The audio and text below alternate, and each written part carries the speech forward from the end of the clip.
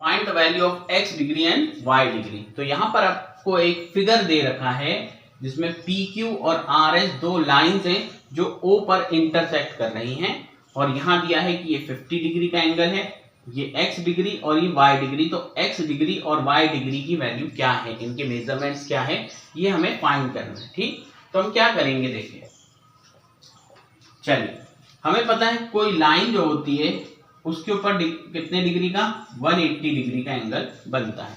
अगर इस लाइन को हम क्या कर दें, दो एंगल्स में बांट दें, ऐसे एक यहाँ एंगल एक यहाँ, तो भी इन दोनों का सम क्या होगा 180। तो मान लो एंगल 1 है एंगल 2 है, तो एंगल 1 प्लस एंगल 2 जो है वो 180 होता है। And this property is known as linear pair, यानी ये लीनियर पेयर एंगल्स होते हैं। तो यहाँ पर भी अगर कोई लाइन दे रखी है ऐसे या ऐसे, तो इनके ऊपर हम दो एंगल का जो सम करेंगे, जैसे कि ये अगर ये लाइन है हमारी RS लाइन के ऊपर ऐसे हम घूम जाएं, तो एक एंगल ये और एक एंगल आता है ये, यानी एक है 50 डिग्री और एक है x डिग्री। इन दोनों का सम क्या होगा 180 होगा, क्योंकि एक लाइन के ऊपर हमेशा 180 डिग्री का एंगल बनेगा।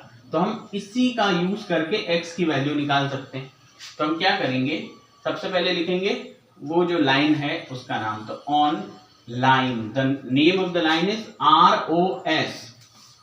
ROS, इस लाइन के ऊपर दो एंगल्स लिख देते हैं, ROP, angle ROP plus angle, और यहां से दूसरा एंगल है POS।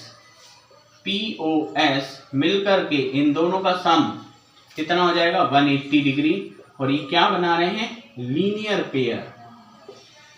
तो लीनियर पेयर एंगल्स, ठीक है। तो हमने लिख दिया कि इन दोनों का सम, इसका और इसका सम क्या है 180 डिग्री के बराबर। अब इसे सिर्फ सॉल्व करना है रख करके। तो ROP दे रखा है कि ये 50 डिग्री है, तो यहां लिख दिया 50 डिग्री प्लस POS कितना है x डिग्री, तो यहां लिख दिया x डिग्री, ये भी हमको गिवन ही है, और ये हम फाइंड कर रहे हैं इज इक्वल टू 180 डिग्री। अगर हम 50 को उधर भेज देंगे, इक्वल टू को उधर जंप करेगा, तो ये हो जाएगा माइनस का, क्योंकि यहाँ प्लस है। तो x degree is equal to 180 degree, और ये उधर गया तो माइनस का 50 degree. So x degree is equal to 180 minus 50 is 130 degree. तो एक वैल्यू तो आ गई, x डिग्री जो है वो 130 डिग्री। अब निकालना हमें कि y का मेजरमेंट कितना है। तो अब हम y के लिए करते हैं।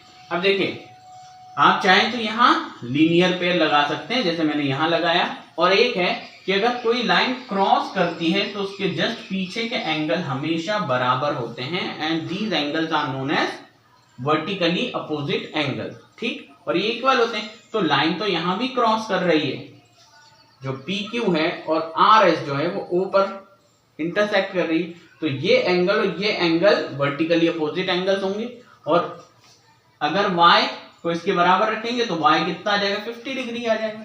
तो यहां पर हम ऐसे ही लिख देंगे एंगल SOQ इक्वल है इस एंगल के POR के, एंगल POR। और रीजन क्या है, रीजन है वर्टिकली अपोजिट एंगल। ठीक, ये दोनों वर्टिकली अपोजिट एंगल है, क्रॉस लाइन के पीछे बनने वाले एंगल। और अब इसकी वैल्यू रख दो, तो SOQ यहां पर है y डिग्री, एंड इक्वल टू POR हमको दे रखा है 50 डिग्री। तो ये भी आ गया। तो x जो है वो 130 डिग्री और जो y है वो 50 डिग्री।